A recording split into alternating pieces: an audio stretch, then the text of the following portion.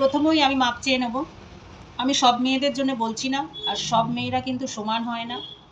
কিছু কিছু মেয়েদের ক্ষেত্রে এগুলো করে মেয়েরা, আর কিছু কিছু ছেলেরা এরকম নির্যাতিত হয়, তাদের জন্য বলছি। তা সব মেয়েরা কিন্তু এটা কিন্তু খারাপ মনে নেবে না। এবার কারোর সঙ্গে যদি মিলে যায় সেটা দেখো কাকতালীয়ভাবে মিলতেই পারে। এত এত লোকের মধ্যে, এত মানুষের মধ্যে কারো জীবন, যেমনি সিনেমা হলে কোনো না কোনো মানুষের সঙ্গে কিন্তু কোনো না কোনো জায়গায় কিন্তু মিলে যায়। তো সেরকমই আমি কিন্তু সবাইকে বলছি না, সব মেয়েদেরকে বলছি না, সব মেয়েরা খারাপ হয় না। এমনও মেয়েরা আছে যে একটা ছেলের জন্য জীবনও দিতে পারে। তা সবাই কিন্তু এটা মাইন্ড করবে না, সবাইকে আমি বলছি না। তো আমার বক্তব্যটা আমি আজকে এখানে শুরু করছি। গুড আফটারনুন বন্ধুরা, সবাই কেমন আছো? তো আমার মনে হয় সত্যি ছেলেদের থেকে বাজে কোনো জিনিস হতে পারে না। কেন, সব থেকে বড় প্রমাণ পেলাম আজকে। আমি বারাসাত কোর্টে গেছিলাম, তো ভুরি ভুরি ভুরি ভুরি ছেলেদের প্রতি অভিযোগ। শুধু শুধু মেয়েগুলোকে কেন এত অভিযোগ, মানে কেন অত্যাচার করে, কেন এ করে, আমি বুঝে পাই না। মেয়েদের একদম বলতে হয় ধোয়া তুলসী পাতা। ধোয়া তুলসী পাতা বললেও কম হয়ে যাবে বলাটা। আমি তো বলবো এক একটা মেয়ে এক একটা তুলসী বৃক্ষ। আর পবিত্র পবিত্র যদি বলতে হয় গঙ্গার জলের মতো। প্রত্যেকটা ছেলের মা বারাসাত কোর্টে দেখলাম। বললে তোমরা বিশ্বাস করো, আমি নিজে গেছি, আমার আবার একটু কিউরিসিটি যে শুধু আমারই একা হয়তো দোষ আছে, আমি ছেলের মা তো, মানে আমারই একা হয়তো দোষ আছে, আমি দোষী, ওই জন্যে যে যেটা ভোগে সে সেটাকে মানে বেশি নিয়ে চর্চা করে বা জানার একটা কিউরিসিটি থাকে। তা আমার এসব বিষয়ে তো আমি প্রত্যেক বিষয়ে শুধু এটা বলে না, কিউরিসিটি থাকে, আছে। তো কেউ কেউ মানে এত কষ্ট লাগে, এক একটা ছেলের মাকে এত কষ্ট লাগে, অঝোরও হাউ হাউ করে কাঁদছে, তার জমি বাড়ি বিক্রি করেও এই তুলসী পাতা বৃক্ষ থেকে শান্তি পাচ্ছে না, শান্তি মিলছে না। পবিত্র গঙ্গা জলের মতন মানে মেয়েগুলোর থেকে শান্তি পাচ্ছে না। সর্বস্ব হয়ে গেছে, সর্বহারা হয়ে গেছে। এক একটা মেয়ে ছেলের মা সর্বহারা হয়ে গেছে। কেন? আমাদের সরকার তো মেয়েদের পক্ষে। মেয়েরা যা করবে তাই মেনে নেবে, মেয়েরা যা করবে, লেডিস ফার্স্ট। তো যাই করুক না কেন মেয়েরা ফার্স্ট যাবে। তো সত্যি খুব আমার নিজের ভেতর থেকে এত কষ্ট লাগছিল। আমার না জমি বাড়ি গাড়ি কিছু নেই, নিতেও পারবে না, আর কিছু আমার নেই, কিছু নেবে কোথা থেকে?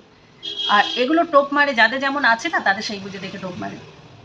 আর এটা একটা তুলসী পাতাদের না, তুলসী বৃক্ষদের এটা একটা ব্যবসা হয়ে গেছে। ভালো ব্যবসা, প্রচুর ভালো ব্যবসা। আর এই তুলসী বৃক্ষর মায়েরা যা বাবারা, এতে তো ভালো ইনকাম। এখন আমি তো বলবো যে কেউ যদি বাচ্চা কাচ্চা নেওয়ার জন্য চেষ্টা করো, তারা মেয়ের জন্য চেষ্টা করবে। কারণ একটা ঘরে যদি একটা মেয়ে থাকে না, তাদের বাপ মায়ের খেটে খেতে হয় না। এটা হচ্ছে বিশাল ইনকাম। তো অনেকটা বড় হয়ে যাবে, আমি বেশি বাড়াতে চাইছি না, আর বাড়ালে মানে কথায় কথায় আমি মানে অনেক কিছু বলে ফেলবো। তো সেই জন্য আমি আর করছি না। তা আমি বলবো হাত জোর করে হাত ধরে সরকারকে বলবো একতরফা বিচার এরকম শুধু মেয়েদের পক্ষে ছেলে না করে এটা সমানভাবে বিচারটা একটু দেখতে। একটা ছেলের দোষ হবে, একটা শাশুড়ির দোষ হবে, তাই বলে শত শত কোটি কোটি সব শাশুড়িদের দোষ, সব ছেলেদের দোষ। প্রথমে মেয়েরা এমনভাবে বিয়ে করবে, মানে দেখাচ্ছে ভিডিও কল করে আমি ওড়না দিয়ে গলায় দড়ি দিচ্ছে না, কিন্তু যে মরবে সে কিন্তু কখনো মরবে না। আমি তোমাকে বিয়ে করতেই হবে, আমার মানে নাহলে বাঁচবই না, এরকম একটা ব্যাপার। গায়ের ওপর পিঠের ওপর উঠে জোর জবরদস্তি ঘাড়ে উঠে বিয়ে করবে। বিয়ে করে ব্যাস ওই কিছুদিন একটু ভালোবাসার মোহটা, শরীরের খিদেটা মিটে গেল। তারপরে এবার আর হোয়াটসঅ্যাপ চ্যাট ফেস এইসব তো ফোন তো আছেই, এইসবের মাধ্যমে এবার নতুন কালে যেই কিছু দিন হয়ে গেল, তখন এবার নতুন কালেকশন শুরু হয়ে যাবে। তো এই করতে করতে গেল। তবে হ্যাঁ, মাফ করবে সকলে, কিন্তু সব মেয়েরা কিন্তু সমান না। যারা এই ব্যবসার মধ্যে জড়িত আছে আমি তাদেরই বলছি, সব মেয়েরা সমান না। কিছু কিছু মেয়েরা এই ধরনের ব্যবসা করে, তা তাদের জন্য বলছি। তো সত্যি আমার খুব কষ্ট লাগছিল, মানে এত একটা বয়স্ক মহিলা, তার 16 বছরের মেয়ে, তার 19 বছরের মহিলাটার সঙ্গে আমি কথা বলছিলাম, তার 19 বছরের ছেলে, আর মেয়েটা হচ্ছে 16 বছরের। তা ছেলেটার মা কাজে বেরিয়ে যেত, ছেলেটার বাড়িতে প্রত্যেক দিন যেই মা কাজে বেরিয়ে যেত, মেয়েটা 16 বছরের মেয়েটা ছেলেটার বাড়িতে আসতো।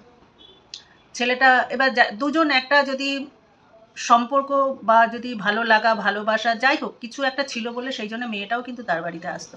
ছেলেটা জোর করে নিশ্চয়ই তার বাড়ি থেকে টেনে তুলে আনিনি। এখন ছেলেটার মানে মর্মান্তিক অবস্থা। ছেলেটাকে কেস দেওয়া হচ্ছে যে সে রেপ করেছে, সে প্রেগনেন্ট করে দিয়েছে, সে করেছে। তার ছেলেটা তো তার বাড়িতে গিয়ে রেপ করে দিয়ে আসেনি বা প্রেগনেন্ট করে দিয়েনি। দিনের পর দিন যখন তার মেয়েটা এসেছিল বলে ছেলেটা না এলে কিছু একটা করেছিল, আনন্দ করেছিল, ফুর্তি করেছিল, ভালোবেসেছিল, সেই হবে হয়তো।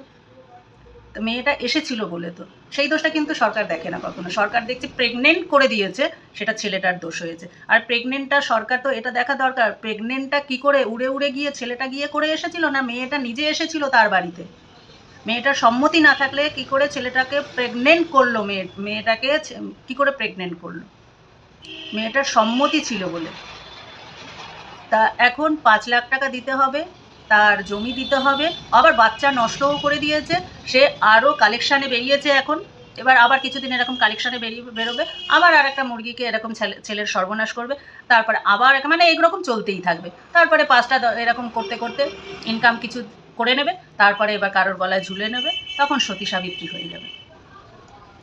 তো আমি বলবো যে সরকারের কাছে, জানি না কাকে কি বলতে হয়, তো এই ব্যাপারটা নিয়ে একটু যাতে শুধু যেমনি নারী নির্যাতন হয় তেমনি কিন্তু পুরুষও নির্যাতন হয়। পুরুষদেরকে বলবো যে তোমরা কি বলো, তোমরা কি একমত পুরুষরাও কি নির্যাতন হয়? সেটা অবশ্যই কমেন্টে জানাবে। যারা যারা নির্যাতন হয় সেটা তারা কিন্তু অবশ্যই কমেন্টে জানাবে, তবে আমি একটু সাহস পাবো, আমি একটু বল পাবো। আর একতরফা বিচার যেন মানে আমি হাতে পায়ে ধরে সরকারকে বলছি, একতরফা বিচার করো না। এইরকম একতরফা বিচার করতে গিয়ে, লেডিস ফার্স্ট করতে গিয়ে বহু ছেলেরা শেষ হয়ে যাচ্ছে, বহু ছেলের মায়েরা শেষ হয়ে যাচ্ছে। তা সেই জন্য আমি বলবো একতরফা বিচার না করে দুতরফা বিচার করে, যেমনি মেয়েরা নির্যাতিত হয় তেমনি ছেলেরাও কিন্তু নির্যাতিত হয়। তা মহামান্যকে বলবো এইটা দেখতে। তো চলো, টাটা। সবার কেমন লাগলো অবশ্যই বলো।